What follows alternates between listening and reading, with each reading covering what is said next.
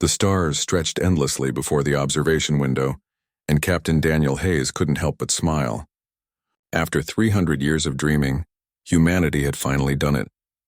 They had built a ship capable of traveling faster than light, and now the Horizon was making its first journey beyond the solar system. Daniel stood on the bridge, watching his crew work with practiced efficiency. Lisa Morgan, his science officer, was monitoring the sensor arrays with intense focus. Kyle Sanders, the engineer, kept calling out status reports from the engine room. Everything was running smoothly. The ship had left Earth 6 months ago, and they were now approaching a region of space that no human had ever seen before. Back on Earth, billions of people watched the mission with hope and excitement. This was humanity's chance to find out if they were alone in the universe. Daniel felt the weight of that expectation every single day. What Daniel didn't know was that the galaxy had already answered that question. Humanity was not alone. In fact, they were being watched very carefully. Far across the galaxy, on a world called Chiron Prime, a very different kind of meeting was taking place. The chamber was enormous, built to accommodate beings of all shapes and sizes. Some walked on 2 legs, others on 4 or 6. Some floated through the air, while others existed as clouds of glowing particles. These were the representatives of the Galactic Council, and they had gathered to discuss a problem that had been growing for centuries. The problem was humanity. Thulkar, the council leader, stood at the center of the chamber. He was a Vecron, a species that resembled a massive reptile with gray scales and 4 powerful arms. His voice echoed through the room as he addressed the assembly. "We all know why we are here," Thulkar said. "The humans have achieved faster-than-light travel. Our monitoring stations confirm that their ship, the Horizon, is now exploring beyond their home system. The question before us is simple. Do we maintain the avoidance protocol or do we make contact?" A ripple of nervous energy passed through the chamber. The avoidance protocol was not something the council took lightly. It had been in place for 300 years, ever since the first probe missions had observed Earth and reported back what they found. Cress, the Zelthian representative, spoke next. She was a being made entirely of living crystal, and her voice had a musical quality that made it pleasant to listen to. "The protocol exists for good reason. We have all seen the reports. Humanity is a violent species. They war among themselves constantly. They have divided their single planet into hundreds of competing groups, and they fight over resources, territory, and ideas. They even developed weapons capable of destroying their entire world, and they actually use them on each other." Murmurs of agreement filled the chamber. Every species present had studied humanity extensively. The reports were troubling. Humans seemed incapable of cooperation on a large scale. Their history was written in blood, and even now, with space travel finally within their reach, they still maintained massive militaries and competed with each other.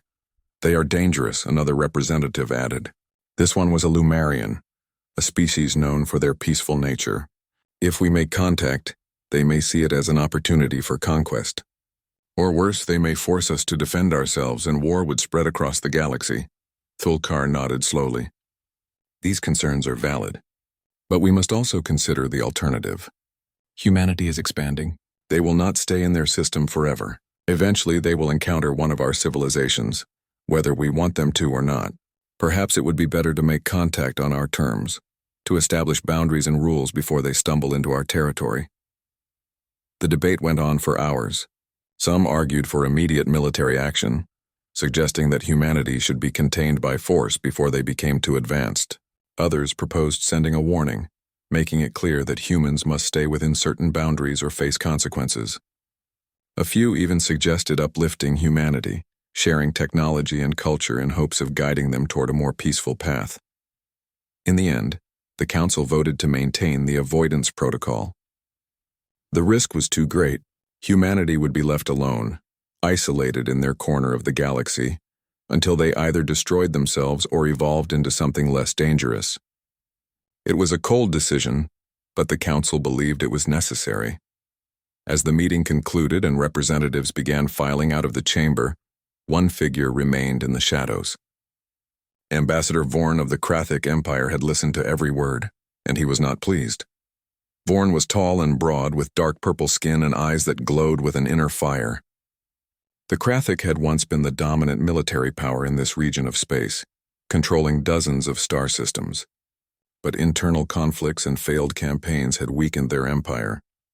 Now they were just another voice on the council, no longer feared or respected as they once were. Vorn saw the council's decision as weakness. He looked at humanity and saw something different from what the others saw. Where they saw danger, he saw opportunity. Where they saw chaos, he saw potential.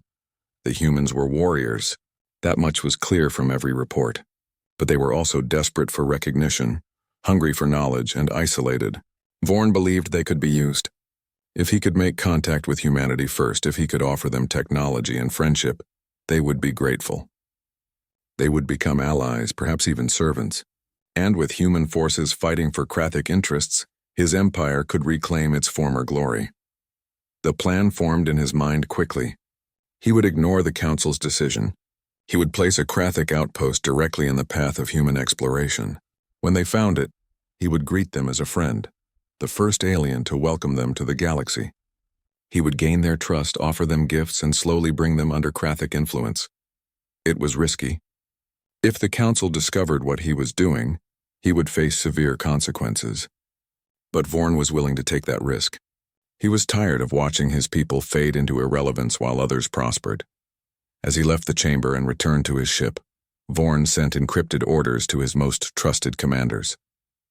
They would establish the outpost within the month. Everything would be ready when the human ship arrived. Back on the horizon, Captain Daniel Hayes had no idea that his ship was heading straight into a trap. He stood on the bridge watching the stars, and dreamed of the day when humanity would take its place among the civilizations of the galaxy. That day was coming sooner than he thought, but it would not be the peaceful meeting he imagined. 6 months had passed since the horizon left the solar system, and the crew had fallen into a comfortable routine.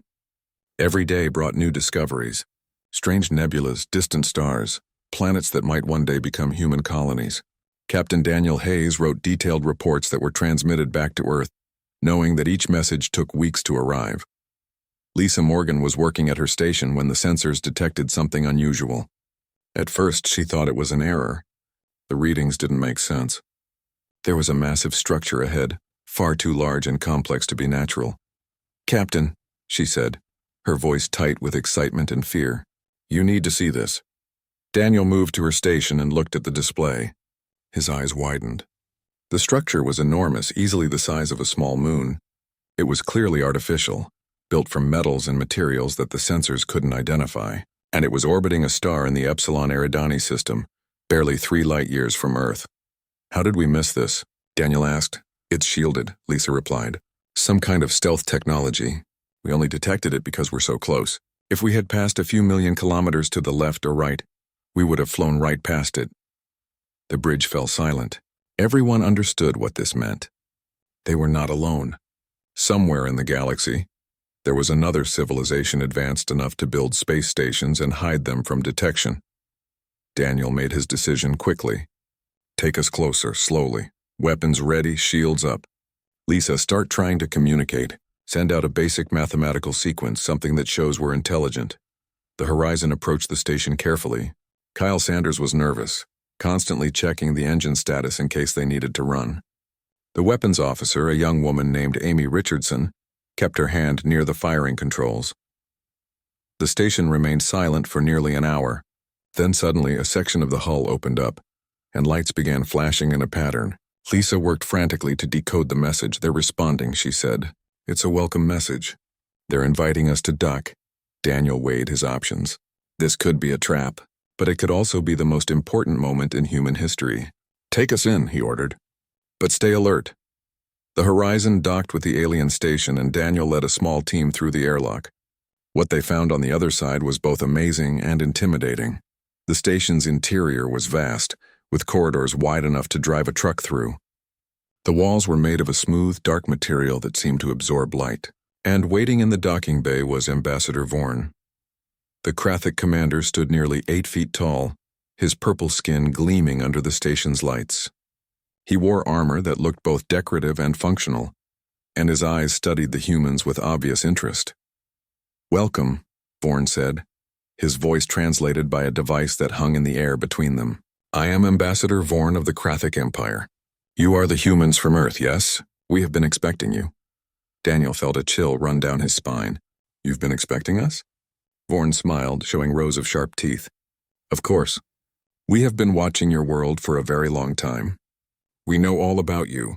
Your history, your culture, your incredible drive to explore and expand. We have watched you reach for the stars, and we are pleased to finally meet you. The words sounded friendly, but something about Vorn's tone made Daniel uncomfortable. Still, he extended his hand in the traditional human gesture of greeting. Vorn looked at the hand for a moment before clasping it with one of his own massive hands. Come, Vorn said. Let me show you what we have prepared for you. Over the next few hours, Vorn gave the human crew a tour of the station. He showed them technology that was centuries ahead of anything Earth had developed. Faster engines, stronger weapons, shields that could withstand incredible damage. He presented it all as a gift, a token of friendship from the Krathic Empire to humanity. We see great potential in your species, Vorn explained as they walked through a room filled with holographic displays. You are warriors like us. You understand strength and honor. Together we could accomplish great things. Lisa was examining one of the displays, which showed a map of nearby star systems. She noticed something odd. Why are all these civilizations so far from Earth? She asked. It's like there's an empty zone around our system. Vorn's smile faltered for just a moment. Coincidence, he said quickly. The galaxy is vast. Not every region is populated. But Daniel had noticed the same thing. The more he looked at the star charts, the more suspicious he became. The empty zone around Earth was too perfect, too deliberate. Someone had been keeping other civilizations away from humanity. Ambassador Vorn, Daniel said carefully, why did you really place this station here? And why are you so eager to give us all this technology? Vorn's expression hardened. I offer you friendship and you respond with suspicion? This is disappointing. I'm just trying to understand, Daniel replied. You said you've been watching us. You know our history. You know we're cautious when someone offers us something for nothing. What do you want in return? For a long moment, Vorn said nothing. Then he sighed, a sound like steam escaping from a vent. Very well. I will be honest. The Krathic Empire needs allies. We have enemies, civilizations that would see us destroyed. We believe humanity could help us. In exchange for our technology, we would ask for your military support. A partnership between our peoples, Daniel shook his head. I don't have the authority to make that kind of agreement. I would need to consult with Earth's government. Vorn's eyes flashed with anger. You refuse my offer? I'm not refusing anything, Daniel said, keeping his voice calm. I'm saying I need time to discuss this with my superiors. Surely you understand that. The temperature in the room seemed to drop. Vorn stood to his full height, towering over the humans. You insult the Krathic Empire with your hesitation. We offer you the stars and you ask for time to think? That's exactly what I'm doing, Daniel said firmly. If you can't respect that, then maybe we shouldn't be partners at all. The standoff lasted for several tense seconds. Then Vorn gestured sharply, and armed Krathic soldiers emerged from hidden doorways surrounding the human crew. I had hoped you would be reasonable, Vorn said coldly. But it seems humans are as stubborn as the report suggested. You have insulted me and my empire. Your ship will be seized, and you will remain here until you agree to our terms. Daniel's hand moved toward his sidearm, but Lisa grabbed his arm. They were outnumbered and outgunned. Fighting now would be suicide. This is a mistake, Daniel said. When Earth finds out what you've done, there will be consequences. Vorn laughed. Earth is 3 light years away. By the time they receive your last transmission, this will all be over. You will cooperate, Captain Hayes, one way or another. But Vorn had made a critical error. He had underestimated the resourcefulness of humans, especially when they were cornered and desperate. And that mistake would cost him everything. The Krathic soldiers escorted the human crew to a holding area deep within the station. It was a large room with transparent walls clearly designed as a prison. Daniel Hayes and his team were trapped, and Vorn had made it clear that they wouldn't be leaving until they agreed to his demands. But Vorn had made a crucial mistake. When he seized the human crew, he had left the Horizon docked at the station with only a small guard detail aboard. He assumed the ship was harmless without its captain and officers. He didn't know that Kyle Sanders, the engineer, had stayed behind on the ship, claiming he needed to check the engines. Kyle was not checking the engines. He was working on something far more important. Before leaving Earth, the Horizon had been equipped with an experimental weapon system. It was a prototype railgun, Designed to fire projectiles at incredible speeds using electromagnetic acceleration, the weapon had never been tested in combat, and most of the crew had forgotten it even existed. But Kyle remembered. The problem was that the railgun required enormous amounts of power, more than the Horizon's reactors could safely produce while also maintaining shields and life support. Kyle would have to divert power from everything else, leaving the ship vulnerable. It was a desperate gamble, but desperate was all they had. Kyle worked quickly, rerouting circuits and overriding safety protocols. His hands shook as he armed the weapon system. He knew that if this didn't work, if the railgun failed or the Krathic shields were too strong, he would be dead within minutes. Through the ship's communication system, Kyle contacted the holding area where the rest of the crew was imprisoned. "Captain," he whispered, "I've got the railgun online. When I fire, there's going to be chaos. Be ready to move." Daniel heard the message through his communicator and nodded subtly. He gathered his crew close and explained the situation in hushed tones. They would have one chance to escape. Kyle took a deep breath and fired. The railgun unleashed a projectile traveling at a significant fraction of the speed of light. It had struck one of the Krathic warships docked near the station, punching through its shields and hull like they were paper. The ship exploded in a brilliant flash, and alarms began screaming throughout the station. In the confusion, Daniel and his crew overpowered their guards and ran for the docking bay. The station was in chaos. Krathic soldiers were rushing toward the damaged warship, trying to understand what had happened. Nobody expected the humans to be capable of causing such destruction. The crew reached the horizon and piled through the airlock. Kyle was already at the controls, bringing the engines online. Daniel barely had time to reach the bridge before Kyle engaged the faster-than-light drive. The Horizon jumped away, leaving the Krathic station behind. But Vorn's remaining warships were already giving chase. The journey back to Earth was a nightmare. 3 Krathic warships pursued the Horizon relentlessly, firing plasma weapons that the human ship's shields could barely withstand. Kyle pushed the engines beyond their design limits, coaxing every bit of speed he could from the reactors.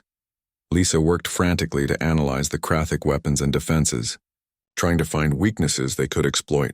Amy Richardson manned the railgun, firing whenever the pursuing ships came within range. Each shot required precious minutes to recharge, and the Krathic were learning to avoid them. The running battle lasted for 3 days. The Horizon limped into the solar system with failing shields, damaged engines, and a crew that hadn't slept in over 50 hours. But they had made it home, and more importantly, they brought evidence of what had happened. Earth's response was swift and intense. Admiral Richard Cole, the head of Earth Defense Forces, immediately declared a system-wide alert. Every available ship was recalled to Earth orbit. Orbital defense platforms that had been planned but not yet built were suddenly pushed into emergency construction. The Federation Council convened within hours of the Horizon's return. Daniel Hayes gave his report, and the room fell silent as he described Vorn's threats in the empty zone around Earth on the star charts. "They've been avoiding us," said Patricia Wells, the lieutenant governor. "All this time we thought we were alone, but they knew we were here. They were deliberately staying away." Admiral Cole slammed his fist on the table. "And then this Vorn decided to break their rules and try to manipulate us. Well, he got more than he bargained for. We need to assume he'll come back, probably with reinforcements. We need to be ready." Dr. Helen Carter, Earth's leading expert on alien biology, was given access to the debris from the Krathic warship that the Horizon had damaged. She assembled a team of scientists to study every fragment, analyzing the technology and looking for ways to replicate or counter it. Kyle Sanders worked with engineers across Earth to mass-produce the railgun system. The prototype had proven effective, far more effective than anyone had expected. Within weeks, every defensive platform and military ship in the solar system was being equipped with the weapons. Meanwhile, far across the galaxy, Ambassador Vorn returned to Chiron Prime in disgrace. The Galactic Council had detected the energy signatures from his unauthorized station and the battle that followed. They knew he had broken the avoidance protocol. Thulkar was furious. "You have endangered us all," he roared at Vorn. "The humans now know we exist. They know we have been watching them. And thanks to your incompetence, they have every reason to see us as enemies." Vorn tried to defend himself. "They are just primitives with one barely functional ship. We can crush them before they become a real threat." Cress the crystalline Zelthian spoke with ice in her musical voice. One barely functional ship that destroyed a Krathic warship and escaped from 3 more. One primitive species that went from first contact to reverse engineering alien technology in a matter of weeks. You have not shown us weakness, Vorn. You have shown us something far more dangerous. The council debated for days. Some species called for immediate military action, arguing that humanity needed to be contained before they became too powerful. Others urged caution, warning that attacking Earth might provoke exactly the kind of war they had been trying to avoid. In the end, they reached a compromise. The Council would send a formal delegation to Earth with a clear message. Humanity must stay within their current borders or face the combined might of the galactic civilizations. It was meant to be a warning, a final chance for peace before more drastic measures were taken. But Vorn was not satisfied with the Council's decision. He had been stripped of his position and publicly humiliated. His career was ruined, his reputation destroyed, and it was all because of the humans. In secret, Vorn began reaching out to other military leaders among the Krathic and beyond. He found others who shared his fears and his anger. They agreed that the Council was being too cautious. Humanity needed to be stopped now, before they could spread throughout the galaxy. A fleet began to assemble in the outer regions of Krathic space. 47 warships from various species, all united by the belief that humanity represented an existential threat. They would strike Earth directly, destroy their shipyards and defenses, and prove once and for all that humans were not ready for the galaxy. Vorn stood on the bridge of his new flagship and looked at the assembled fleet with satisfaction. This time he would not underestimate the humans. This time he would bring overwhelming force, and this time he would not fail.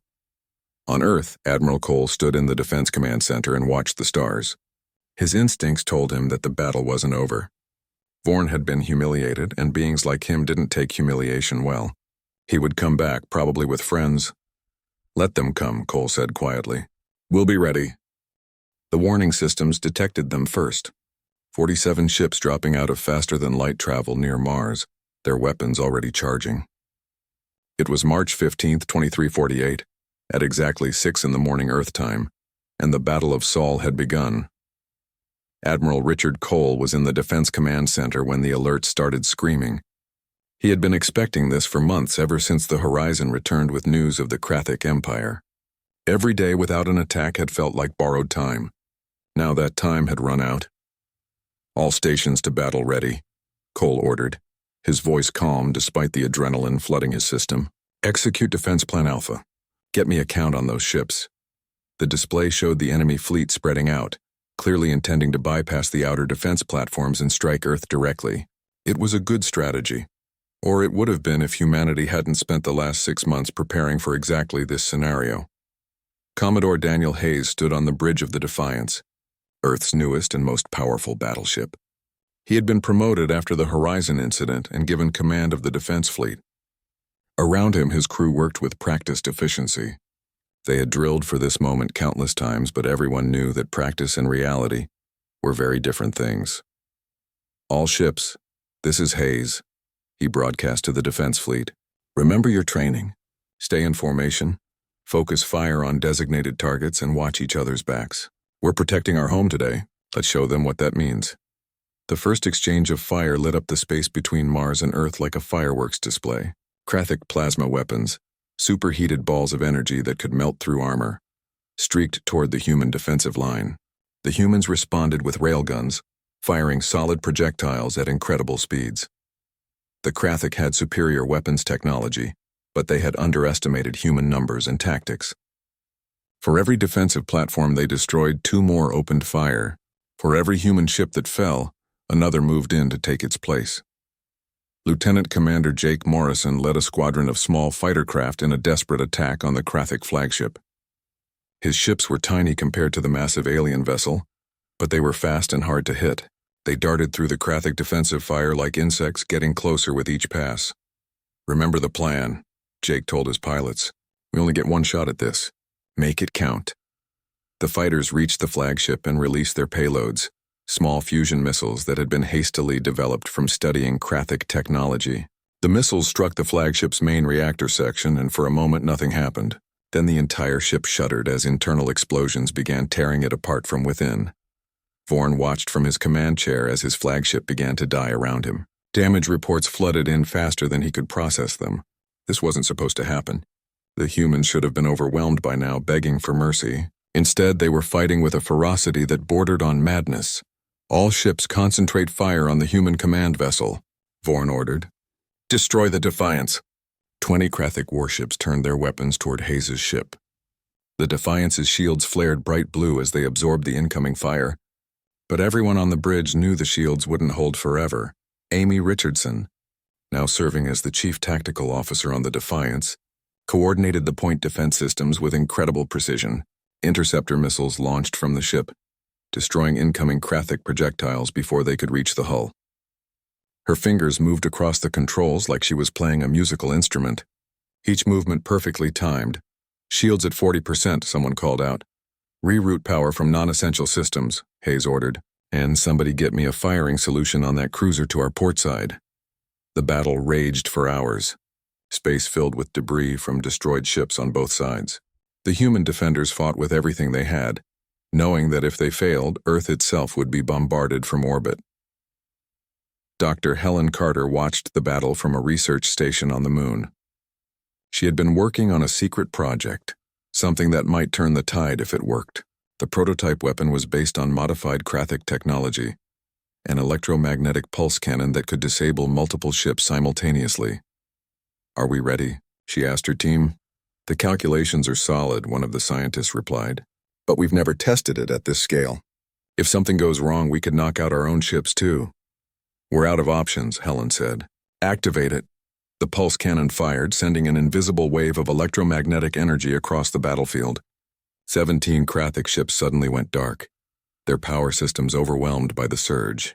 They drifted helplessly in space, dead and vulnerable. Hayes saw the opportunity immediately. "All ships target the disabled vessels. Fire at will." The human fleet poured fire into the helpless Krathic ships. Some exploded. Others simply broke apart under the sustained barrage.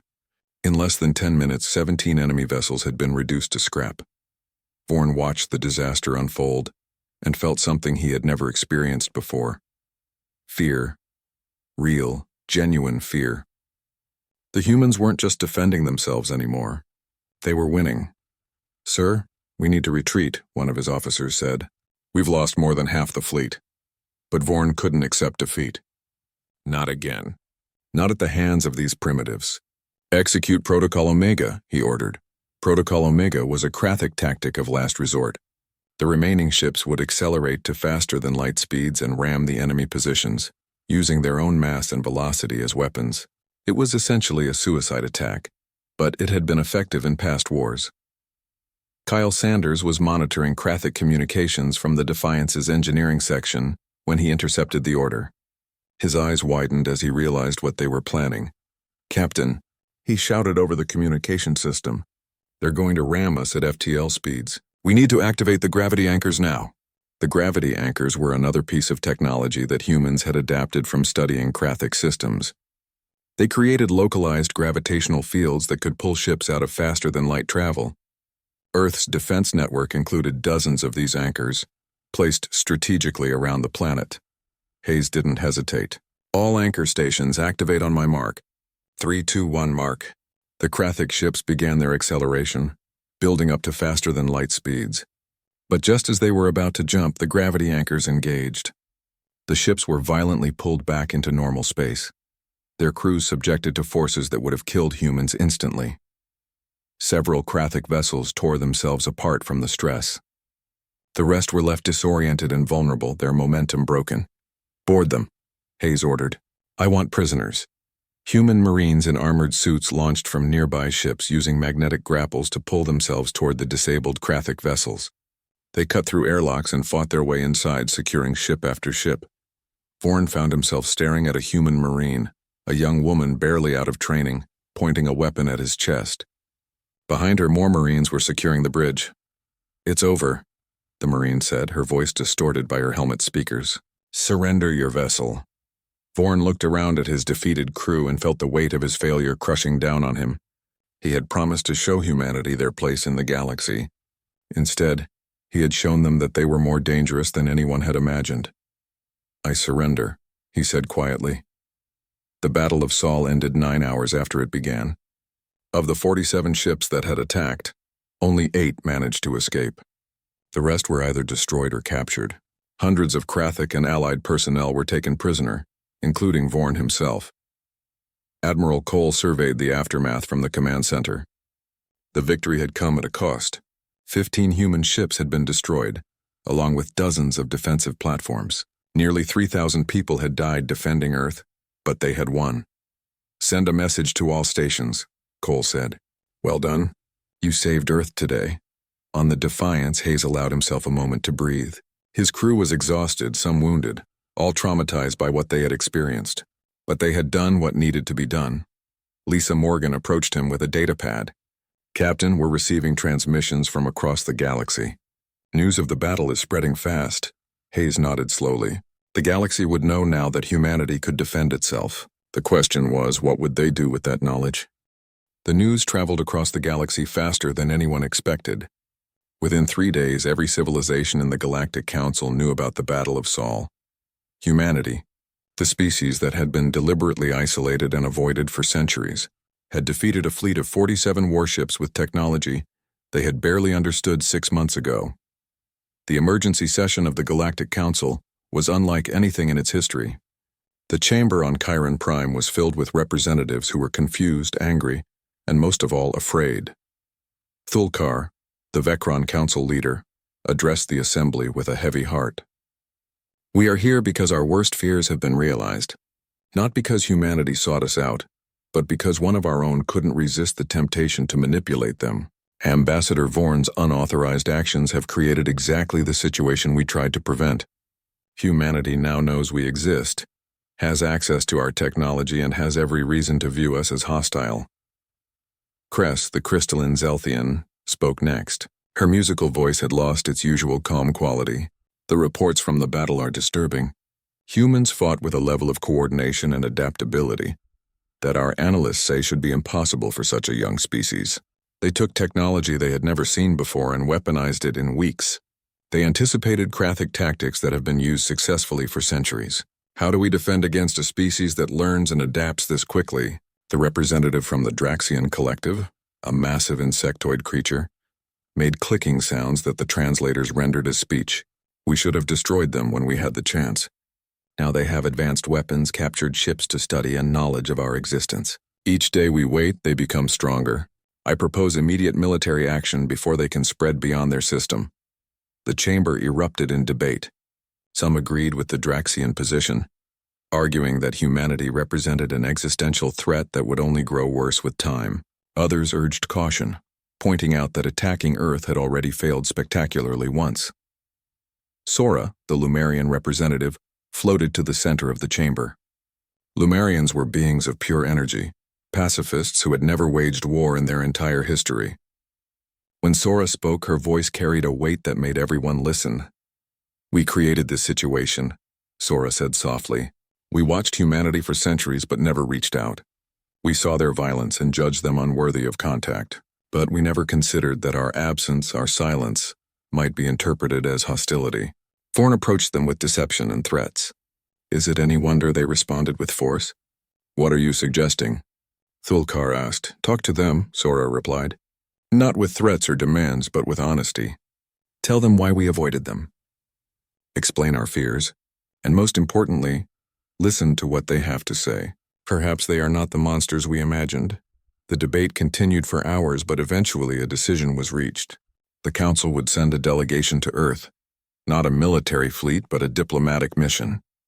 They would offer humanity a chance to join the galactic community, with all the rights and responsibilities that entailed. It was a risk, but the alternative was a war that nobody wanted. On Earth, the atmosphere was very different. The victory in the Battle of Sol had united humanity in a way that nothing else ever had. Old national boundaries and political divisions seemed less important. When faced with the reality of a galaxy full of alien civilizations, Admiral Richard Cole stood before the Federation Council and presented his recommendations. "We need to expand our military capabilities immediately." The Krathic fleet was just one faction. According to the prisoners we've interrogated, there are dozens of other species out there, some friendly, some hostile, and most undecided about us. We need to be ready for anything. Dr. Helen Carter offered a different perspective. Military strength is important, but so is scientific advancement. We've barely scratched the surface of the technology we captured. Imagine what we could learn if we had access to peaceful scientific exchange with other civilizations. We could cure diseases, extend human lifespans, solve energy crises. War shouldn't be our only relationship with the galaxy. Patricia Wells, now promoted to Secretary of Interstellar Affairs, tried to find a middle ground. We need both strength and openness.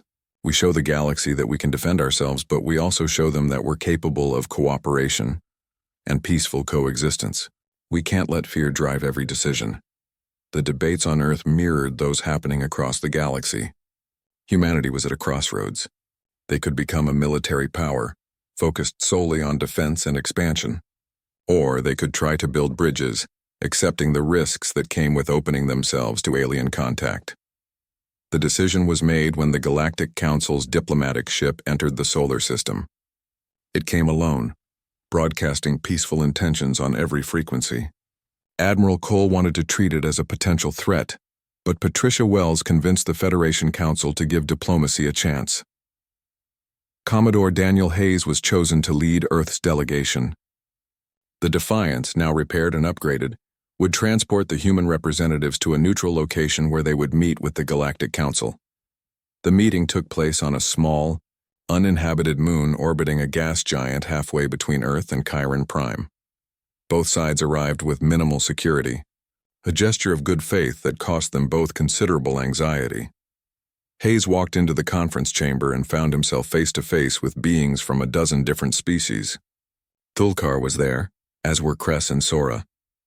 There were others too, creatures that looked like living plants, beings that existed partially in different dimensions, and species that defied easy description.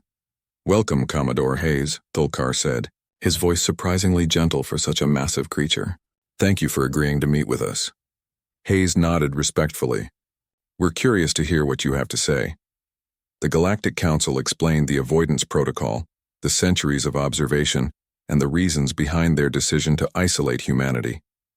They explained their fears, their debates, and finally Vorn's unauthorized actions that had led to the current situation. Hayes listened carefully, and when they finished, he spoke plainly. "I understand your fears. We've seen our own history. We know we're violent, competitive, and sometimes reckless, but we're also loyal, creative, and capable of change. You judged us based on our worst moments without ever giving us a chance to show you our best." Cress made a sound like wind chimes. "And what are your best moments, Commodore? What should we have seen if we had looked more closely?" "We're survivors," Hayes replied. "We've faced extinction events, plagues, wars that nearly destroyed our entire civilization. Every time we found a way to come back stronger. We don't give up and we don't abandon our own. When Vorn threatened my crew, we fought our way out with a ship that was barely functional and weapons we didn't fully understand. That's who we are. We adapt, we persevere, and we protect what's ours. That's what frightens us," Thulkar said quietly. "Your ability to adapt and fight. What happens when you decide that the galaxy is yours?" Hayes leaned forward. "We don't want to conquer the galaxy. We want room to grow, opportunities to learn, and the respect we've earned. We know we're newcomers here, and we know we have a lot to learn. But we won't be treated as primitives or threats simply because you're afraid of what we might become. Judge us on our actions, not your fears." Sora floated closer to Hayes. "What do you want from us, Commodore? What would satisfy humanity?" The question had been debated endlessly on Earth before Hayes left. There were those who wanted revenge against the Krathic Empire, those who wanted territory and resources, and those who wanted complete isolation from galactic affairs. But Hayes spoke the consensus that had finally emerged. "We want recognition as a sovereign civilization with the same rights as any other species. We want access to neutral territories and trade routes. We want the freedom to explore and establish colonies. And in return, we'll follow galactic laws regarding warfare, territorial disputes, and the treatment of other species. We don't want special treatment. We want equality." The chamber fell silent. The request was reasonable, far more reasonable than anyone had expected. But it also meant accepting humanity as equals, trusting them to honor their commitments. Thulkar looked around at the other council members. We will need time to discuss this among ourselves. Take the time you need, Hayes said. But know this. Whether you accept us or not, humanity isn't going back into isolation. We're here, we're staying, and we're going to keep growing. The only question is whether we do that as part of the galactic community or outside it. The Galactic Council deliberated for 3 days. During that time, Commodore Daniel Hayes and his delegation waited on the neutral moon, wondering if they had said the right things or pushed too hard. Back on Earth, billions of people watched the news feeds hoping for acceptance but preparing for rejection. On the 3rd day, Thulkar emerged from the council chambers and requested another meeting. Hayes gathered his team and returned to the conference room, trying to read the expressions on the alien faces around him. It was impossible. These beings were too different, their emotions too foreign. We have reached a decision, Thulkar announced. His voice was formal, but Hayes thought he detected something that might have been relief. The Galactic Council agrees to recognize humanity as a sovereign civilization. You will be granted access to established trade routes, neutral territories, and the same rights afforded to all member species. In exchange, Earth agrees to abide by galactic laws and submit to the Council's arbitration in matters of territorial disputes. Hayes felt tension drain from his shoulders that he hadn't realized he was carrying. We accept these terms. However, Cress added, her crystalline form shimmering, this acceptance comes with expectations. Humanity will be watched closely. Any violations of galactic law, any acts of unprovoked aggression will result in immediate sanctions and possible expulsion from neutral territories. You have proven you can fight. Now you must prove you can coexist. Understood, Hayes replied. We know we're on probation. We'll prove we can be trusted. Sora floated forward, her energy form pulsing with what might have been warmth. There is more. Several civilizations have expressed interest in establishing formal diplomatic relations with Earth. The Lumerians would like to exchange scientific knowledge. The Vecron wish to discuss trade agreements. Even some Krathic factions, those who opposed Vorn's actions, have reached out to express their desire for peaceful relations. Hayes smiled. Earth will welcome any species that approaches us with respect and honest intentions. The meeting concluded with formal documents being exchanged. Treaties signed in both human languages and dozens of alien scripts. As Hayes prepared to leave, Thulkar asked to speak with him privately. The two of them stood on an observation platform overlooking the moon's barren surface. Thulkar's massive form seemed somehow less intimidating in the quiet moment. I must confess something, Thulkar said. When the Council first detected your faster-than-light capability, many of us advocated for immediate military intervention. We wanted to destroy your shipyards, disable your vessels, and set your species back centuries. We believed it was necessary to protect the galaxy. Hayes felt a chill run down his spine. What changed your mind? The Battle of Sol, Thulkar replied. We watched your defense. We saw how you fought not with rage or bloodlust, but with discipline and purpose. You were protecting your home, your families. And when you had the chance to execute prisoners or commit atrocities, you showed restraint. You took captives, treated the wounded, even offered medical assistance to enemy survivors. That's when I realized we had been wrong about you. Wrong how? Hayes asked. We saw your violence and assumed you were monsters, Thulkar explained. But violence is not the same as evil. Every species in the galaxy has fought wars.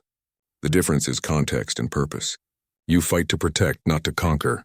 You adapt to survive, not to dominate. That makes you dangerous, yes, but it also makes you valuable allies. Hayes considered those words carefully. What happened to Vorn? He remains in your custody, Thulkar said. The Council has agreed that Earth has the right to try him for his crimes. Whatever sentence you impose, we will honor. The Krathic Empire has formally apologized for his actions and paid reparations to the families of those who died in the battle. And the avoidance protocol? Thulkar's expression, as much as Hayes could read it, seemed almost sad. Officially dissolved. Though I suspect some species will choose to avoid humanity anyway. Fear is not easily overcome, even with evidence to the contrary. Hayes nodded. We'll prove ourselves over time. That's all we can do. The Defiance returned to Earth carrying news of humanity's acceptance into the galactic community. The celebration was muted but genuine. People understood that this was just the beginning, that the real work of building relationships and proving humanity's worth was still ahead. Admiral Richard Cole began organizing Earth's first formal diplomatic corps. Dr. Helen Carter was appointed to lead scientific exchange programs with alien civilizations. Patricia Wells took on the enormous task of negotiating trade agreements and establishing protocols for contact between humans and dozens of different species. Lisa Morgan was promoted to captain and given command of Earth's first dedicated exploration vessel, the Pioneer. Her mission was to survey nearby star systems and identify potential colony sites, always being careful to respect territorial boundaries and avoid disputed regions. Kyle Sanders stayed with the Defiance as chief engineer, but he also began teaching courses at Earth's new Interstellar Technology Institute, sharing what he had learned about alien systems with a new generation of human engineers. 3 months after the Council's decision, the first alien delegation arrived on Earth. They were Lumerians, energy beings who had traveled across the galaxy to exchange scientific knowledge. Their arrival was broadcast globally, and billions of humans watched as these peaceful creatures met with Earth's leaders. The Lumerians brought gifts of advanced medical technology and clean energy systems. In return, Earth shared information about human biology, culture, and the unique solutions humans had developed to survive on a world without any other intelligent species to learn from.